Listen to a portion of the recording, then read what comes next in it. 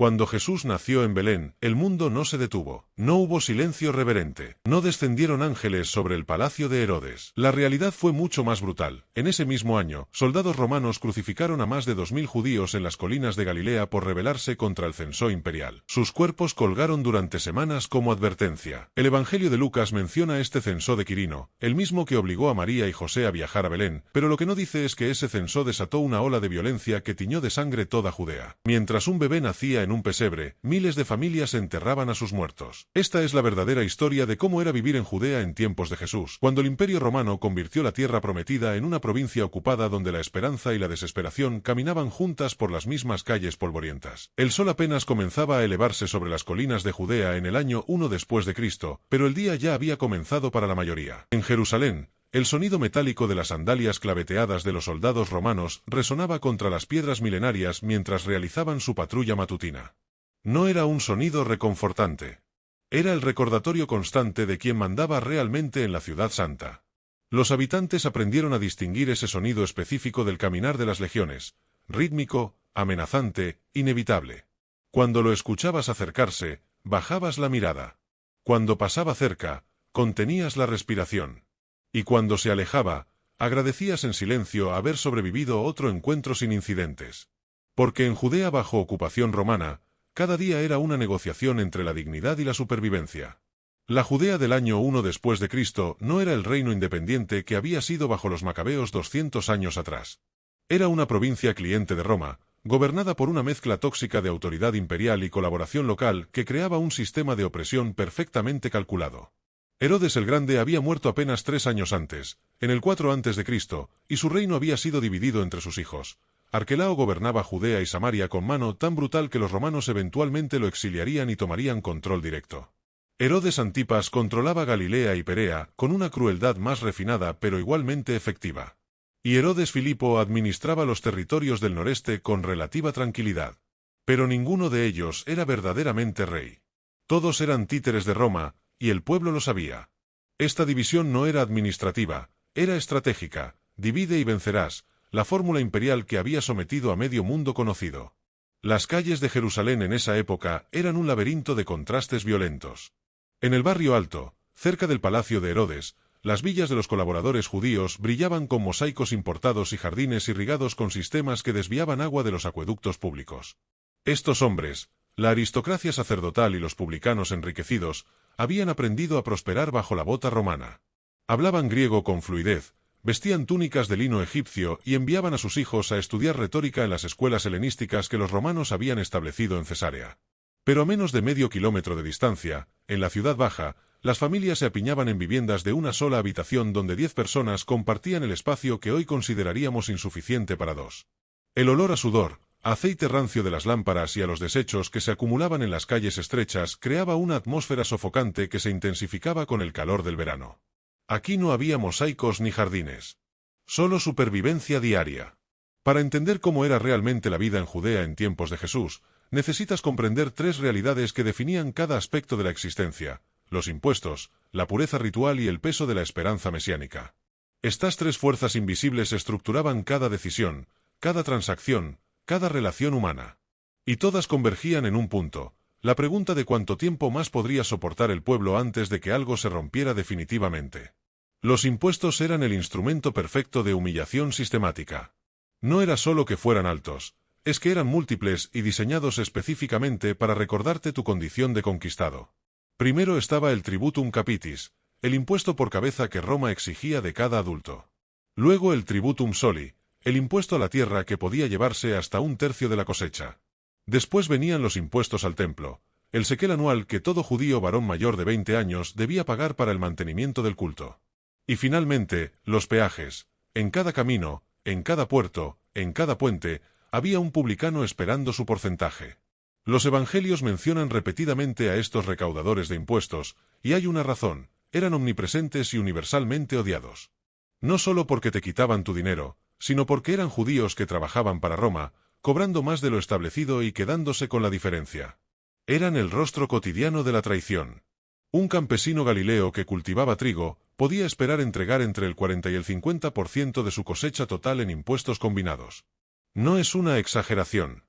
Los historiadores han calculado estas cifras basándose en documentos de la época y referencias del Talmud. Imagina trabajar de sol a sol durante meses, ver crecer tu grano, cosechar bajo el calor abrasador, y luego observar cómo se llevan la mitad en carretas hacia los graneros de Roma o hacia el templo de Jerusalén. Y lo que quedaba debía alimentar a tu familia, guardar semilla para la próxima siembra, pagar deudas y sobrevivir hasta la siguiente cosecha. No es de extrañar que las parábolas de Jesús estén llenas de deudas impagables, trabajadores desesperados y mayordomos infieles. Esa era la realidad económica del 90% de la población. Pero la opresión fiscal era solo una capa de la complejidad. La vida en Judea estaba también estructurada por un sistema de pureza ritual tan elaborado que afectaba dónde podías ir, con quién podías comer, qué podías tocar y cómo debías vivir cada momento del día. El libro de Levítico y las tradiciones orales que eventualmente se recopilarían en la Misná definían centenares de reglas, sobre la menstruación, sobre el contacto con cadáveres, sobre la lepra, sobre los alimentos, sobre los gentiles. No eran sugerencias. Para un judío observante del siglo I, la pureza ritual era tan importante como respirar. Determinaba tu acceso al templo, tu posición social, tus oportunidades de matrimonio, todo. Si esta reconstrucción histórica te está mostrando una dimensión del mundo bíblico que desconocías, suscríbete ahora para más documentales que revelan la verdad detrás de los textos sagrados. Por eso cuando los evangelios mencionan que Jesús tocaba leprosos, comía con publicanos y permitía que una mujer con flujo de sangre lo tocara, no estaban describiendo actos de simple amabilidad. Estaban documentando revoluciones rituales. Cada uno de esos actos lo convertía técnicamente en impuro, lo excluía temporalmente de la participación en el culto del templo y lo marcaba como alguien que desafiaba el orden social establecido. La pregunta que muchos se hacían en silencio era inquietante. ¿Cómo podía un maestro que violaba las leyes de pureza con tanta frecuencia pretender hablar en nombre de Dios? Esta tensión atraviesa todo el ministerio de Jesús y explica por qué los fariseos, quienes eran los guardianes más celosos de estas tradiciones, lo vigilaban constantemente. Las casas judías del siglo I reflejaban esta obsesión por la pureza.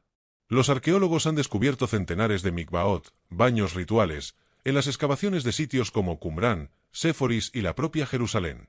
No eran baños para la higiene personal en el sentido moderno. Eran instalaciones específicamente diseñadas para la inmersión ritual que restauraba la pureza después de una contaminación. Tenían que contener agua viva o de lluvia, no agua sacada en recipientes. Debían tener escalones específicos para descender y ascender por lados diferentes.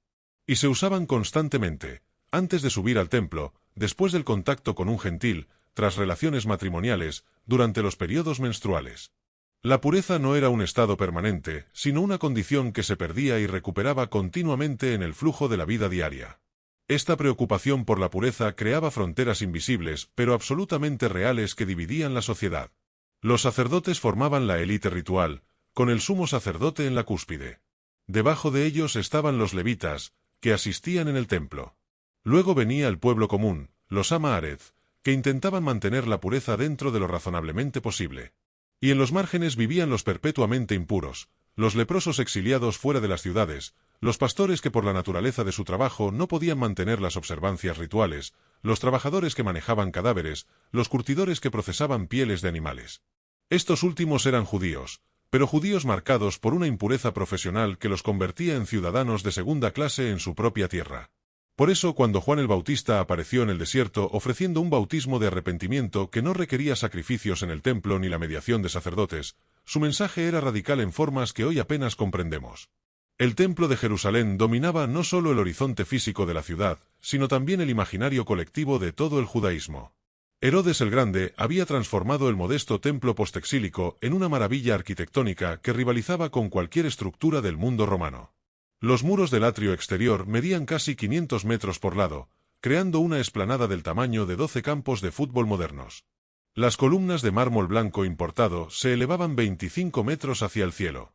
El Sancta Sanctorum, donde se creía que habitaba la presencia de Dios, estaba revestido con planchas de oro que brillaban bajo el sol con una intensidad que podía verse desde kilómetros de distancia. Josefo, el historiador judío que escribió décadas después, describió cómo los peregrinos que llegaban a Jerusalén por primera vez frecuentemente lloraban al ver el templo, abrumados por su magnificencia.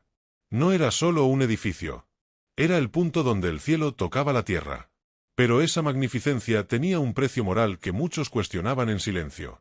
El templo funcionaba con la sangre de miles de animales sacrificados diariamente. Durante la Pascua, los sacerdotes mataban ritualmente hasta 250.000 corderos en un periodo de 6 horas, trabajando en turnos coordinados con precisión militar. Los patios del templo literalmente corrían con sangre que fluía hacia canales de drenaje especialmente diseñados. El olor a carne quemada, a incienso y a sangre coagulada creaba una atmósfera sensorial que oscilaba entre lo sagrado y lo macabro. Y todo este sistema generaba una economía paralela que enriquecía a la casta sacerdotal. Los vendedores de animales en el atrio de los gentiles, los cambistas que intercambiaban monedas romanas con imágenes idólatras por monedas aceptables para las ofrendas del templo, todos pagaban comisiones a las familias sacerdotales que controlaban el acceso. El sumo sacerdote Caifás y su suegro Anás habían convertido el culto a Yahvé en el negocio más rentable de Judea. Aquí surge otra pregunta que muchos en Judea se hacían pero pocos se atrevían a verbalizar. ¿Cómo podía el lugar más sagrado del judaísmo estar tan corrompido por el dinero y el colaboracionismo con Roma? Los esenios, esa comunidad apocalíptica que se había retirado al desierto de Qumrán, respondieron con los pies, abandonaron el templo por completo, declarándolo contaminado e ilegítimo.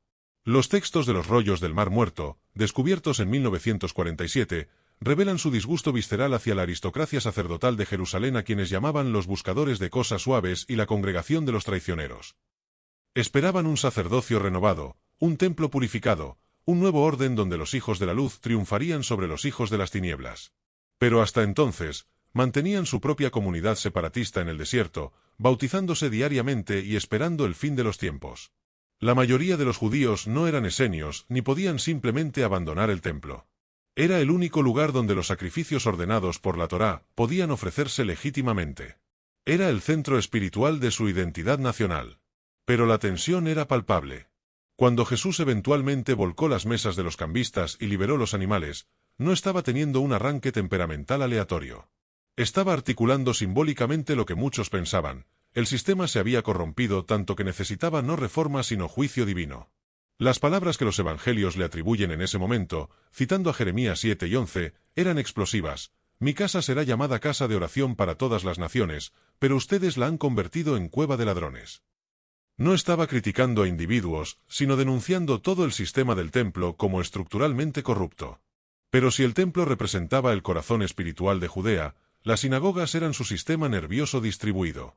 A diferencia del templo que era único y centralizado, las sinagogas se multiplicaban por cada pueblo y ciudad. No eran templos en miniatura.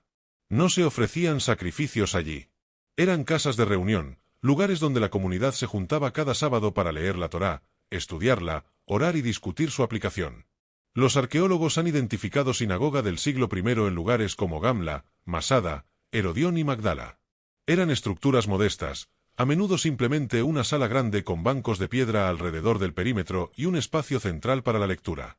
Aquí es donde el judaísmo se transmitía realmente, no en los atrios dorados del templo, sino en estas salas polvorientas donde cualquier hombre adulto podía ser invitado a leer y comentar las escrituras.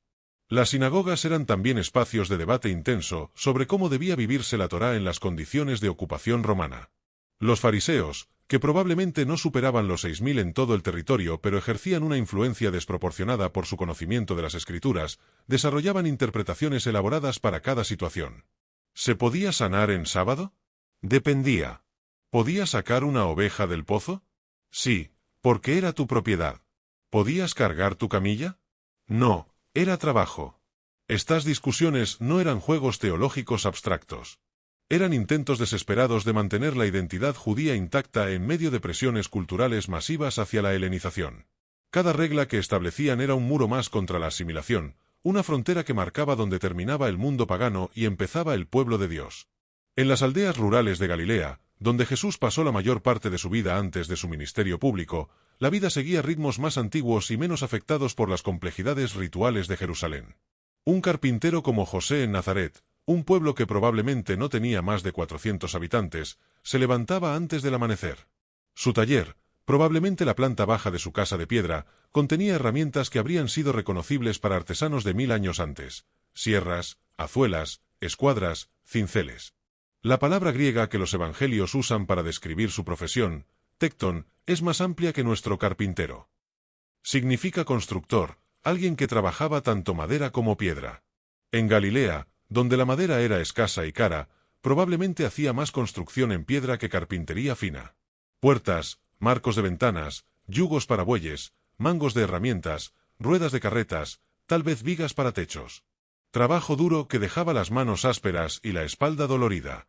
La familia típica de un artesano como José comía 2 veces al día, una comida ligera al mediodía y la comida principal al atardecer. El pan era el centro absoluto de la dieta, tan fundamental que la palabra hebrea para comer, laham, literalmente significa comer pan. Se horneaba diariamente en hornos comunales o en hornos de arcilla familiares.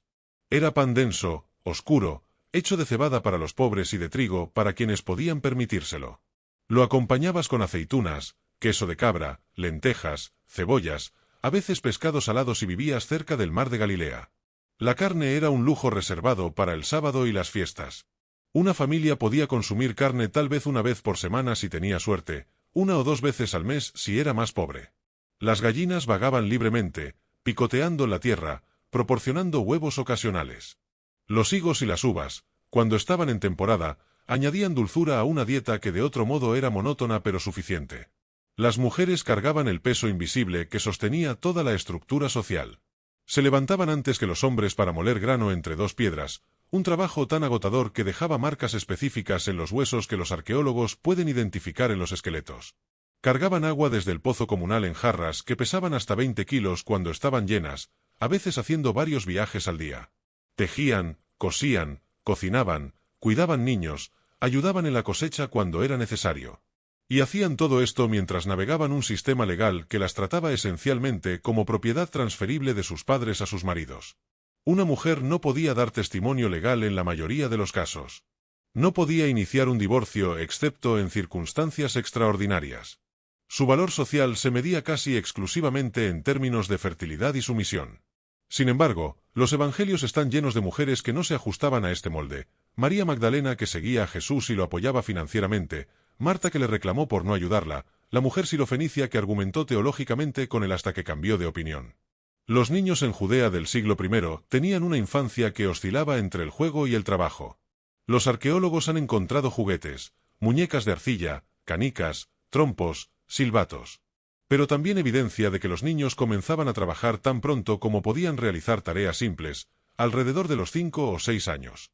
Un niño pastor aprendía el oficio acompañando a su padre desde edad temprana. Una niña aprendía a moler, tejer y cocinar observando y ayudando a su madre. La educación formal era principalmente memorización de las escrituras para los varones. En la sinagoga, los niños repetían versículos hasta que podían recitar libros enteros de memoria. No había libros de texto. Los rollos de Torá eran demasiado valiosos y escasos para que los niños los manipularan. Todo era oral, rítmico, incorporado al cuerpo a través de la repetición constante. Para cuando un niño judío alcanzaba la adolescencia, llevaba dentro de sí la mayor parte del Pentateuco memorizado, listo para ser citado, debatido, aplicado. Pero sobre todas estas capas de vida cotidiana, impuestos, pureza ritual, trabajo y supervivencia, flotaba una expectativa que lo permeaba todo, la esperanza mesiánica. No era uniforme. Diferentes grupos tenían diferentes visiones de cómo vendría la liberación. Los celotes, cuyo movimiento estaba cobrando fuerza precisamente en estas décadas, esperaban un Mesías guerrero que expulsaría a los romanos por la fuerza de las armas. Leían las profecías de un hijo de David que restauraría el reino y las interpretaban literalmente, un rey militar que restablecería la independencia política de Israel. Algunos de ellos ya estaban organizando células de resistencia en las colinas de Galilea, acumulando armas, planeando ataques contra destacamentos romanos aislados. Su lógica era simple: Dios ayuda a quienes se ayudan a sí mismos. Los fariseos tenían una visión diferente. Para muchos de ellos, el Mesías vendría solo cuando Israel fuera suficientemente puro, cuando todo el pueblo observara la Torá perfectamente. Su trabajo era preparar al pueblo mediante la enseñanza, asegurarse de que cada judío conociera y practicara las leyes de pureza, sábado, diezmos. Cuando Israel estuviera listo, Dios enviaría al ungido. Era una teología que desplazaba la acción revolucionaria hacia la observancia religiosa, pero que mantenía viva la llama de la esperanza. Los saduceos, la aristocracia sacerdotal, eran más pragmáticos hasta el cinismo. Muchos de ellos probablemente no esperaban ningún Mesías. Habían llegado a un acomodamiento con Roma que los mantenía en el poder y les permitía disfrutar privilegios considerables. La última cosa que querían era un Mesías revolucionario que desestabilizara su confortable arreglo. Y estaban los apocalípticos como los esenios, que esperaban no simplemente un Mesías sino dos, un Mesías sacerdotal de Aarón y un Mesías real de Israel. Creían que el mundo presente estaba tan corrompido que solo una intervención divina catastrófica podía limpiarlo. Esperaban una guerra final entre los hijos de la luz y los hijos de las tinieblas, ángeles luchando junto a humanos, la destrucción del templo corrupto y su reemplazo por un templo celestial perfecto. Sus textos, preservados en las cuevas de Qumrán, revelan una comunidad que vivía en un estado de expectativa apocalíptica permanente, convencida de que ellos eran la generación final, que todo estaba a punto de culminar. Cada signo, cada desastre natural, cada violencia romana se interpretaba como confirmación de que el fin estaba cerca. Esta diversidad de esperanzas mesiánicas explica mucho sobre las reacciones a Jesús. Cuando comenzó su ministerio público alrededor del año 27 después de Cristo, algunos lo vieron como el Mesías guerrero y se decepcionaron cuando no organizó una rebelión. Otros lo vieron como un maestro carismático, pero no el ungido prometido porque no cumplía los requisitos que ellos habían establecido. Otros lo consideraron un falso profeta peligroso que amenazaba la frágil paz con Roma y podía provocar una represalia devastadora. Y unos pocos, un grupo pequeño al principio, comenzaron a preguntarse si quizás el Mesías no era lo que todos habían esperado, si quizás venía no con espada sino con algo más radical y más peligroso, un mensaje sobre el reino de Dios que invertía todas las categorías de poder. Las tensiones entre judíos y romanos eran constantes pero rara vez explotaban en violencia abierta excepto cuando algún gobernador particularmente torpe cruzaba una línea que no debía cruzarse. Poncio Pilato, quien llegaría como prefecto de Judea en el año 26 después de Cristo, era famoso por su habilidad para hacer precisamente eso. Josefo registra que poco después de su llegada, Pilato ordenó a sus tropas entrar en Jerusalén de noche llevando estandartes con imágenes del emperador, algo que todos los gobernadores anteriores habían evitado por respeto a la prohibición judía de imágenes talladas.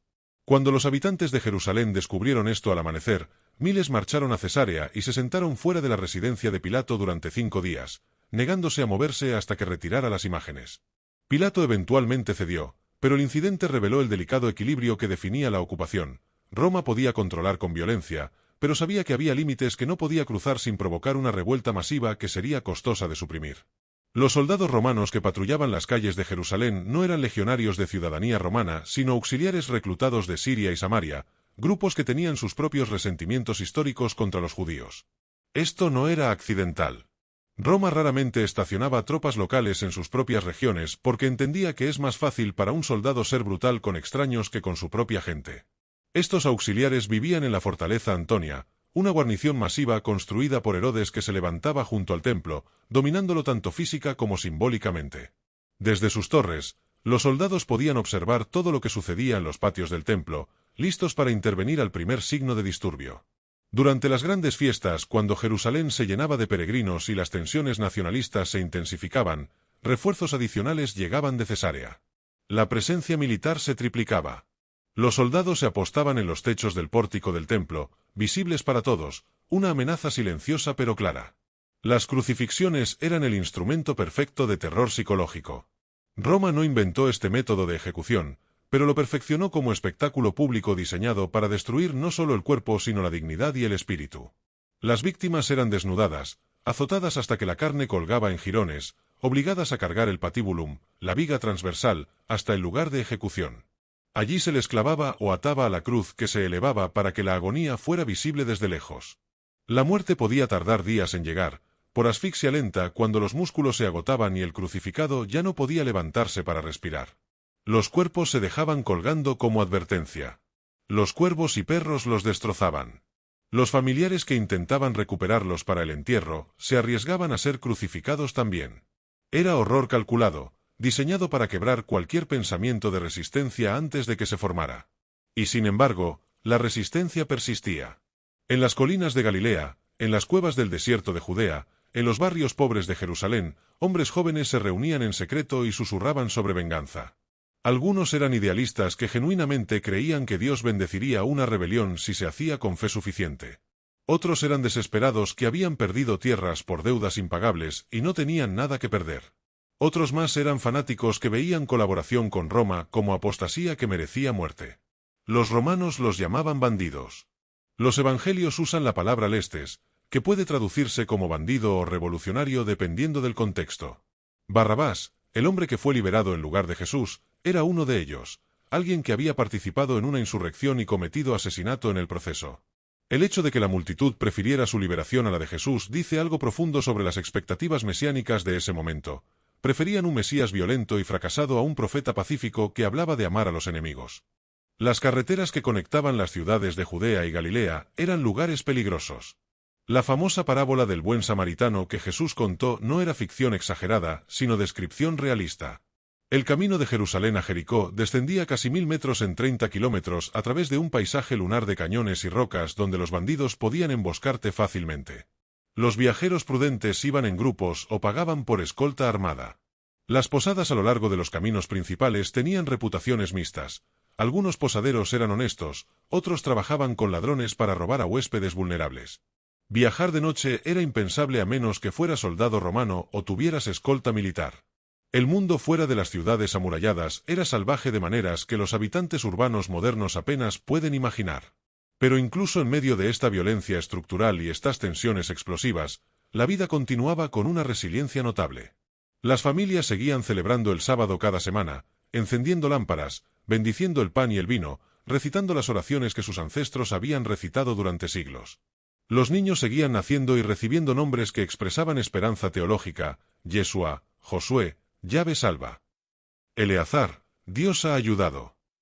Las parejas se casaban en ceremonias que duraban días, con danzas y vino y alegría que desafiaba momentáneamente las circunstancias. Los ancianos se sentaban a las puertas de las ciudades, como se sentaban desde tiempos de Abraham, discutiendo casos legales, compartiendo sabiduría, transmitiendo memoria colectiva a la siguiente generación.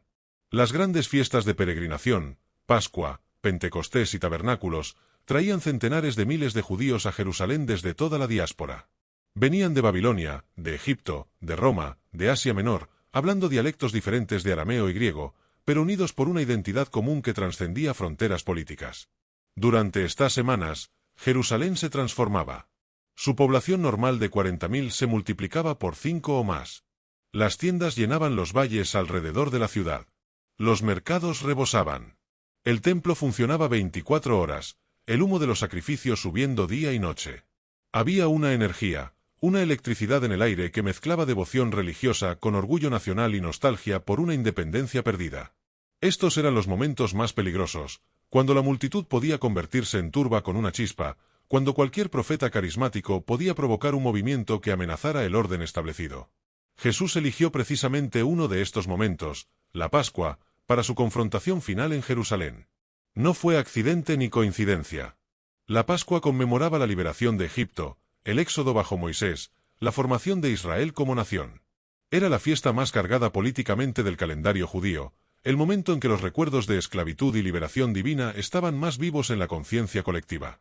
Entrar en Jerusalén montado en un burro mientras las multitudes gritaban Hosanna e invocaban al Hijo de David era realizar una acción profética que cualquier judío del siglo I entendería inmediatamente como declaración mesiánica. Volcar las mesas en el templo era atacar el corazón del sistema de colaboración.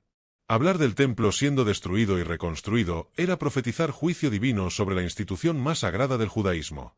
Cada una de estas acciones acercaba más el desenlace inevitable. La última cena que Jesús compartió con sus discípulos la noche antes de su arresto era una comida de Pascua, llena de simbolismos que sus seguidores habrían reconocido. El cordero sacrificado recordaba el cordero cuya sangre marcó las puertas de los israelitas en Egipto. El pan sin levadura recordaba la prisa de la salida. El vino representaba las copas de bendición. Pero Jesús tomó estos símbolos ancestrales y los transformó en algo nuevo. Este pan es mi cuerpo. Este vino es mi sangre del nuevo pacto. Estaba reinterpretando radicalmente toda la narrativa del Éxodo, sugiriendo que el mismo era el sacrificio definitivo, que su muerte inauguraría una liberación más profunda que la de Egipto. Para sus discípulos, confundidos y asustados, sentados en esa habitación superior mientras afuera las antorchas de los guardias del templo se acercaban, estas palabras probablemente sonaban más como enigma que como revelación. La traición de Judas es uno de los episodios más desconcertantes de los evangelios porque su motivación permanece opaca. ¿Fue simple codicia por 30 piezas de plata? ¿Fue desilusión porque Jesús no era el Mesías guerrero que esperaba? ¿Fue un intento equivocado de forzar la mano de Jesús, obligarlo a revelar su poder?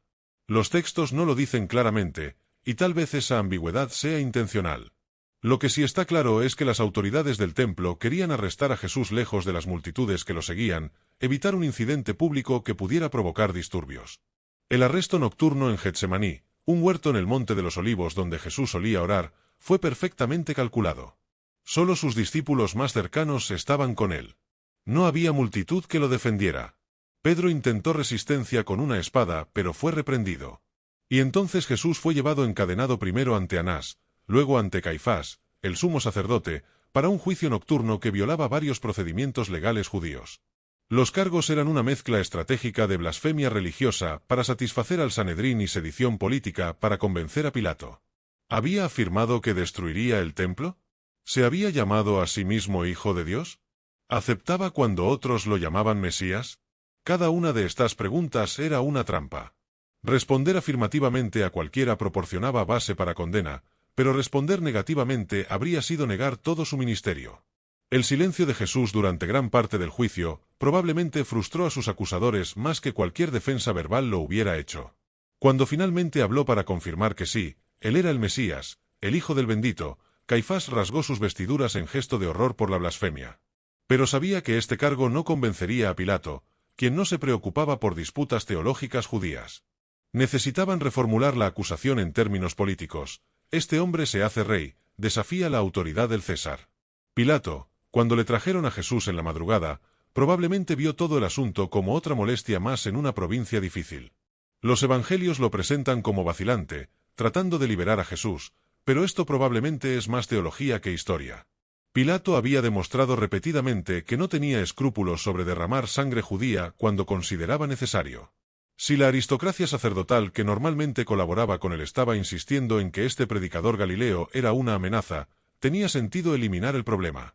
La inscripción que ordenó colocar sobre la cruz, Jesús de Nazaret, Rey de los judíos, en hebreo, griego y latín, era su mensaje sarcástico tanto para los judíos que habían exigido la ejecución como para cualquier otro que considerara rebelión. Esto es lo que le sucede a tus reyes. La crucifixión de Jesús ocurrió probablemente en abril del año 30 o 33 después de Cristo, durante el gobierno de Pilato y el sumo sacerdocio de Caifás. Fue ejecutado junto a dos lestai, revolucionarios o bandidos, un detalle que los evangelios preservan sin explicar completamente su significado. Pero el mensaje era claro: Roma igualaba la predicación de Jesús sobre el reino de Dios con rebelión armada. No distinguía entre quien desafiaba su autoridad con espadas y quien la desafiaba con palabras sobre un reino alternativo. El castigo era el mismo. Y para la mayoría de los habitantes de Jerusalén ese día, la crucifixión de 3 judíos más era apenas digna de mención. Sucedía con regularidad suficiente como para no ser noticia. Solo para un pequeño grupo de seguidores devastados, observando desde lejos mientras su maestro agonizaba, este momento particular marcaba el colapso de toda esperanza. Pero esta aparente derrota contenía las semillas de algo que nadie en ese momento podía prever. La afirmación que los seguidores de Jesús comenzarían a hacer apenas días después, que había resucitado de entre los muertos, transformaría completamente la narrativa. Lo que parecía el fracaso definitivo del Mesías, se reinterpretaría como su victoria suprema. La cruz, instrumento de humillación romana, se convertiría en el símbolo central de la fe cristiana. Y el mensaje sobre el reino de Dios que Jesús había predicado, un reino que no venía con violencia sino con transformación interna, que no expulsaba a los romanos sino que redefinía qué significaba poder, comenzaría a extenderse no solo por Judea sino eventualmente por todo el imperio que lo había ejecutado. La Judea del año 1 después de Cristo era un lugar de contradicciones intensas, devoción religiosa profunda y corrupción institucional, esperanza mesiánica fervorosa y colaboracionismo pragmático, belleza arquitectónica monumental y pobreza aplastante. Era un lugar donde la vida cotidiana requería navegar constantemente entre múltiples autoridades y lealtades: Roma, el templo, la Torá, la comunidad, la familia. Era un lugar donde la mayoría de las personas simplemente intentaban sobrevivir mientras una minoría planeaba rebelión y otra minoría se enriquecía con el status quo. Y era el lugar donde nacería un movimiento que eventualmente transformaría el mundo de formas que nadie en ese momento habría podido imaginar. Cuando caminas hoy por las excavaciones arqueológicas de Jerusalén, puedes ver las piedras de las calles que Jesús pisó. Puedes tocar los mikvaot donde los peregrinos del siglo I se purificaban antes de subir al templo. Puedes pararte en el pavimento de piedra, el Litostrotos, donde probablemente Pilato pronunció sentencia. No son lugares distantes y míticos. Son reales, tangibles, cargados con las huellas de vidas vividas bajo presión extrema. Y si escuchas con atención suficiente, casi puedes oír los ecos. El golpe de las sandalias claveteadas de los soldados romanos, el clamor de los vendedores en los mercados, el canto de los levitas en el templo, las conversaciones susurradas sobre esperanza y liberación que se arriesgaban a imaginar que otro mundo era posible.